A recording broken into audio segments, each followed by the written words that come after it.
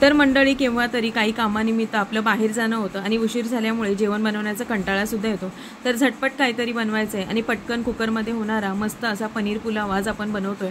चला तर मग सुरुवात करूया। तर एका भांड्यामध्ये मी इथे अर्धी वाटी दही घेतलेलं आहे। त्यामध्ये आपल्याला सुके मसाले घालायचे, धनेपूड घालायचे, बिर्याणी मसाला, काश्मीरी लाल तिखट, सोबत हळद आपल्याला घालायचे। इथे तुम्ही तिखट कमी जास्त करू शकता।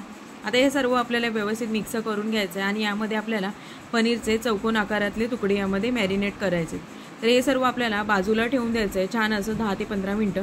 तर लगेचच आपल्याला कुकरमध्ये तेल किंवा तुम्ही बटर घेऊ शकता किंवा दोन्ही समप्रमाणात घेऊ शकता। त्यामध्ये हिंग घालायचं आहे, जिरे घालायचं। तर जिरे छान फुलले की त्यामध्ये हिरवी मिरची कट करून घालायची, बारीक चिरलेला कांदा घालायचा आहे। आता कांदा आपल्याला छान व्यवस्थित असा परतून घ्यायचा आहे। त्यामध्ये आलं लसूण पेस्ट घालायची। आता पुन्हा एकदा छान असं परतून त्यामध्ये टोमॅटो प्युरी किंवा तुम्ही चिरून सुद्धा घालू शकता। आता हे सर्व व्यवस्थित तेलावरती आपल्याला छान असं एकजीव करून घ्यायचं आहे। आता यामध्ये पुन्हा एकदा मी लाल तिखट घातलेलं आहे, याने छान अशी चव येते। पुन्हा एकदा मी पनीर मसाला सुद्धा यामध्ये घातलेला आहे, हळद घालायची आहे। आता हे व्यवस्थित हे मसाले घातलेत आपण ते व्यवस्थित असे तेलावर परतून घेऊयात। बघू शकता इथे रंगसुद्धा खूप छान आलेला आहे। आता यामध्ये मॅरिनेट केलेले आपण पनीर घालून घेऊयात आणि पुन्हा एकदा व्यवस्थित असं आपल्याला हे मिक्स करून घ्यायचं आहे।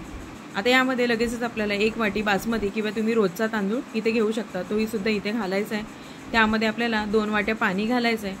आता लगेच असं पुन्हा एकदा आपण हे सर्व एकजीव करून त्यामध्ये चवीनुसार मीठ घालूयात, थोडी वरतून चिरलेली कोथिंबीर घालूयात आणि कुकरचं झाकण लावायचं आहे आणि 2 ते 3 शिट्या मध्यम आचेवरती होऊ द्यायच्या आहेत। तर ही आपली झटपट होणारी पनीर पुलावची रेसिपी तुम्हाला कशी वाटली नक्की कमेंट करून सांगा आणि अशा साध्या सोप्या रेसिपींसाठी आपल्या प्रवास किचन या चॅनलला नक्की लाईक, शेअर, फॉलो करायला विसरू नका।